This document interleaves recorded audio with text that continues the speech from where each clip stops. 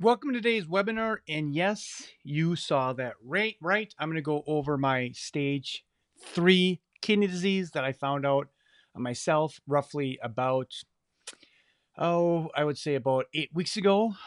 So I've completely revamped my lifestyle and everything because I'm taking this as a serious matter. I am a very light drinker, never did any drugs, exercise. I'm 51 years old. I've been exercising since I've been 15 years old. I've lived a very clean life. I've gotten my spine adjusted almost weekly since I've been 25 years old. So I've done lots and lots of things. So today, what I want to go over is my labs, and I'm going to go over exactly what I've done to change my course. And the reason why I got these labs is because today's date is, just to give you a date, today's date is January 16th, 2025. I had these labs done. My first set of labs, I'll be showing you 3 different labs all in December. And the reason why I had this because late in November, I had a 2-week spell where Mr. Little Huey, that I call him, my horizontal mambo, right, really wasn't working the way I thought it should, and that concerned me. And my wife and we enjoy that activity very much. So I had about 2 weeks of that. And then that 2 weeks got in my head. And then I'm like, I better get blood work. I've been meaning to get blood work because I haven't got blood work for 3 years since the whole COVID thing. So then I ran and got some blood work. And this is what I'm going to go through, and to let you know that I've changed many different things. Things are much better. My horizontal mambo activity has greatly improved. In fact, it's better than what it was prior, even with my stage 3 kidney disease. So I'm going to go through this whole thing. I'm going to have full transparency on my case and my health and everything. Okay, so here we are. This is my stage 3 kidney disease right here. And these are my labs. So you're going to see my personal labs, and you can see here how I've went and I've put in the dates there. So let's start off. So this is the first thing right here. This is called the metabolic panel right in here. And these are some of the initial labs that I went through. So let me kind of blow these up a little bit so you can see these things. So the first thing here that you want to pay attention to is this right here, this GFR. So this is a kidney marker right in here. And you can see right there that it's 59, right? It's low. So that's lab low. And then if I scoot over here, and you can see the range right here, is you can see the range right here is you want this to be greater than 59. So mine's at 59, so that's low, right? So that's concerning. Also, when you start to have kidney malfunctioning, your creatinine starts to elevate, and you can see that is elevated at 1.43, and you can see the range right in here. All right, so what was my initial reaction? I thought it was like lab error, right? There's no way this could be happening. Lab error. So anytime it's lab error, what do? You rerun labs. So I reran those labs. Okay, so here we are. I reran those labs on December 12th, and it looks worse, right? Guess what? My GFR right here is 55. So it was 59, and then it went down to 55. So what does that mean? It got worse. So in this lab in here, what happened is my labs actually got worse. So am I concerned at this point? Yes, I'm very concerned at this point. My creatinine was also what? That was also elevated. So let me just show you these numbers here so you can see these. So here's my GFR was basically 59 right there. My creatinine is 1.43. My creatinine is 1.53, and my GFR is 1.53. So things got worse. So this is not lab error. This is something that needs my attention. And I took immediate attention. Now, before I go through that, I'm going to show you my other labs here. I also did some other labs on when I did these labs on December 15th. So let me just show you all these things here. Now, before I get into that, let me show you this right here. This is the different stages of kidney disease, right? So you can see these different stages right in here. So stage 1 here is if you want that GFR, and you see this right, we're talking about this number right in here, the GFR, right? So if we go up in here, if you go back to these labs, we are looking at this number right in here. That's the GFR, right? So that's what we're looking at right in here. Let's go back down. So what we want to see is you want to see your kidney function, your GFR, higher than 90, right? So that's what you want to see. You want to see your GFR higher than 90. So get your blood work out. I'm sure we've had this done. And these are the different stages of kidney disease. Yes, this is actually a disease process. So stage 2 here is 60 to 89. Then we have stage 3, which is 45 to 59. So I'm in stage what? I'm in stage 3A. What does it say about stage 3A? It says mild to moderate kidney damage. Kidneys don't work as well as they should. OMG, this is not good. I'm concerned. So let's go through some more labs. Okay, so these are some more labs I took on initial December 5th. Homocysteine right here is 12.1. The sweet spot is 5 to 6. Why is that so significant? Is because homocysteine will affect cardiovascular damage. Now, initially, remember, I went there because my horizontal mambo was not functioning well. So this right here, this can be a contributing factor to that, and also a contributing factor to just the poor kidney function because it's also an inflammatory marker. Another marker I checked right here is what we call ferritin. It is 235. The sweet spot is between 40 and 80. Now, what is ferritin? Ferritin is in iron, is a marker for iron storage. So if you're storing too much iron, this marker is going to be elevated. You do not want to store too much iron. Too much iron will cause oxidative stress in your body. And I see lots of chronic illness, a lot of chronic diseases, and lots of people have high ferritin. So that's another thing that I found right there. What I want to show you right here is just some research here on high ferritin. Can high ferritin actually cause chronic kidney disease? And guess what? It can. Lots of research on that. So high ferritin is bad. Guess what? High homocysteine, can that cause chronic kidney disease? And guess what? That's a big yes. So that's bad. Here's some other markers that I ran December 15th or December 5th, which was my initial blood work. My hemoglobin A1C here is 5.6. I don't like that. In the past, it's been 5.0. Now, one thing I will admit is in the last 3 years, I've gained weight. I've gained 30 pounds, so I'm 250. I should be 220. So I'm actively trying to bring down my weights to get that under control. So this is all the things that I found. This is in an investigative, labs, right? Why isn't little Huey working properly? Why can't I perform the horizontal mambo the way I used to? And we're just covering evidence. Now here, this is also DHEA, which is the most abundant hormone in the human body.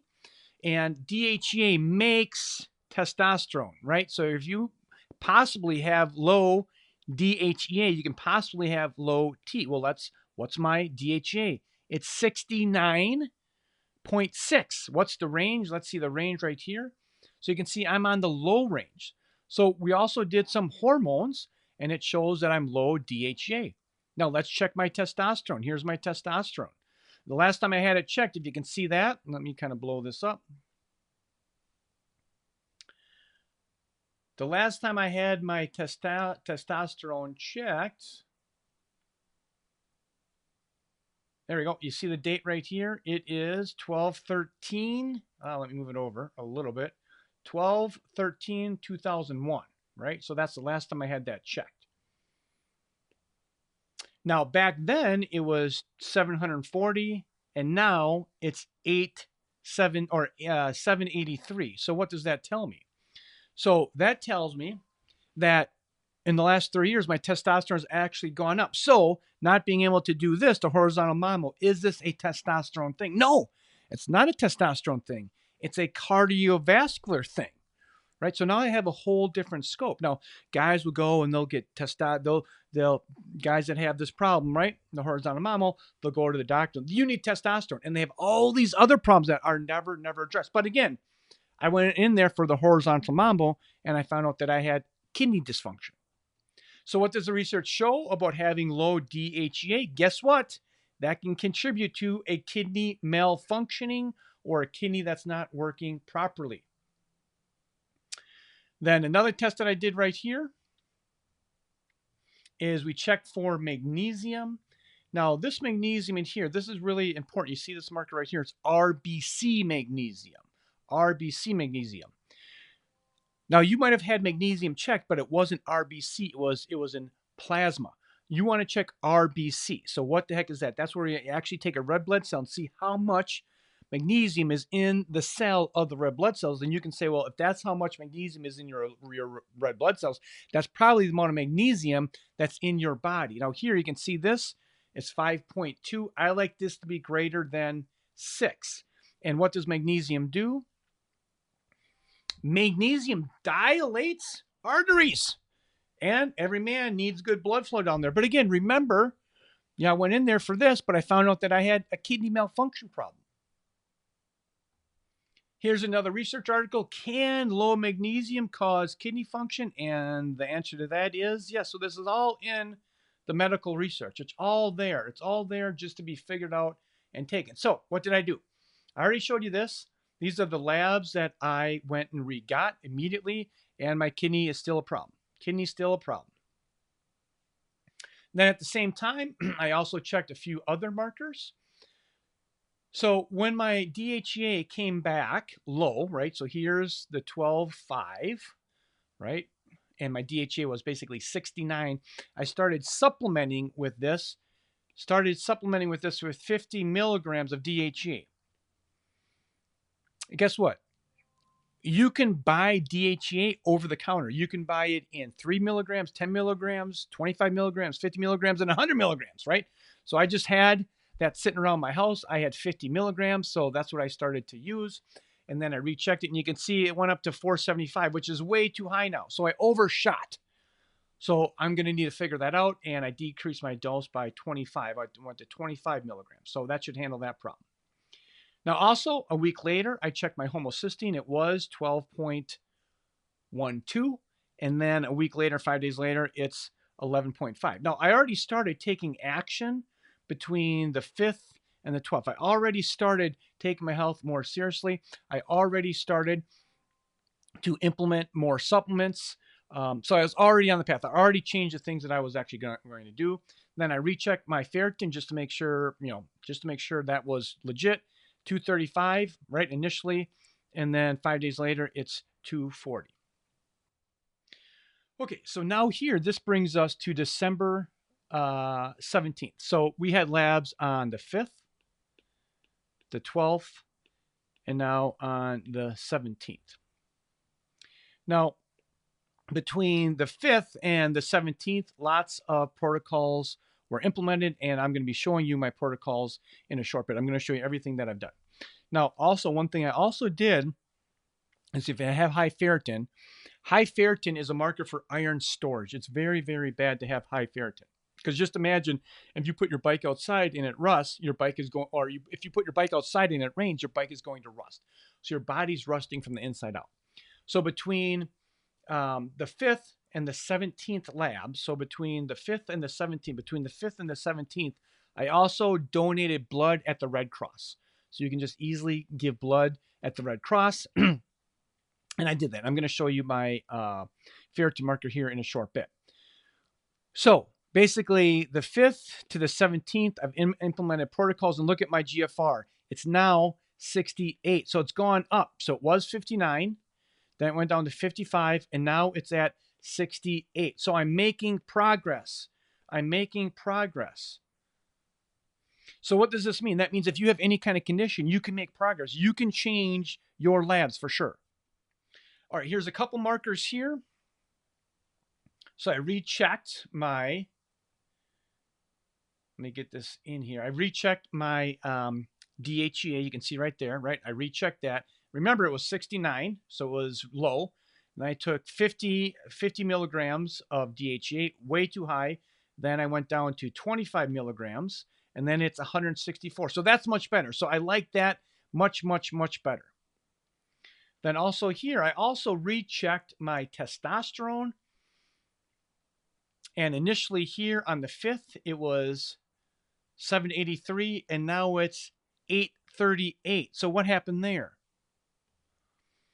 So within a matter of 10 days, just changing the things around, I've also increased my testosterone, and also my libido and my performance has gone up drastically just in a matter of 2 weeks, just changing these things in my body. All right, then I also checked ferritin in here. You can see the ferritin marker right in there. So remember, it was 235.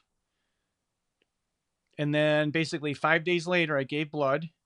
Just not gave blood. I'm sorry. I went and get my labs checked again as 204. And then from the 5th to the 17th, right, 12 days, I also donated blood to the Red Cross, and now it's 180. So I've come down quite a ways, and I'm going to be giving blood again here. I'm going to be giving blood here again in November, and I'll be checking my labs again. All right, so what I want to show you right now is my whole protocol. I'm going to show you everything, what I've done. So the first thing is, what did I do? I took my lab serious, right? Like I'm not messing around. Like it showed that I have a kidney dysfunction problem. I checked it 3 times. It's there. I'm taking this stuff seriously. I'm not messing around. I gave blood to the Red Cross because I want to decrease my ferritin. Next time I can give blood is in February. I started doing more of a carnivore-ish diet. I want to lose 30 pounds. I started a very specific supplement program, and I became more consistent with my sauna use. So we have a sauna here, so I started doing that as well. Now what I'm going to go over is I'm going to go over my protocol. This is my exact protocol, the supplements that I use. I'm going to walk you through this so you can understand what it looks like. So the first thing I did is I started taking DHEA, 25 milligrams at night. These two products right in here, this Homocysteine Plus right here, and then the B complex, this is all to reduce my homocysteine. And if you remember about the homocysteine is an inflammatory marker, and it causes endothelial damage. So I immediately started taking that. My magnesium was also low, so I started taking this product right in here, Optimal Magnesium. So these are the 3 things that I immediately started to go with and start to implement into my regimen right there. And then some other products. I got this Kidney Care from Quicksilver. So this has a variety of different products that help your kidney. I went with NAC, which is basically a sulfur product to help increase your antioxidants. Ginkgo, and then Vinpocetine. So both of these right here are for endothelial health, and they increase vascularity, and they increase blood flow to all your areas in your body, right? So if you remember, like I wanted to get better performance, so I make sure I have good cardiovascular markers, good blood flow to the areas in my body. So that's why I started taking that. And this is kind of a side note, these things right in here. So these are all different products that I take. Not every day. I kind of stagger the things that I take, but this right here is Body PC, Body Bio PC. This is for cell membrane health. This is fish oil. This is fats that are 3, 6, and 9 fatty acids. And this is for my brain. So these are some supplements I'm also taking on top of all these things for my kidney. So what's the process? So today I'm recording this is January 16th of 2025. I hope tomorrow I'm going to go and maybe get some spot checks on labs, maybe if I can squeeze that in. But soon I'll be getting other labs, and I'll be posting those things. So I hope you found some value in this. I want to let you know, if you're suffering, you do not need to continue to suffer. You need to reach out. Things can be changed. Things can be helped. You just need a provider that knows what they're doing and can connect the dots for you, right? So that being said, remember, is where there's help, there's hope. Take care. Bye-bye.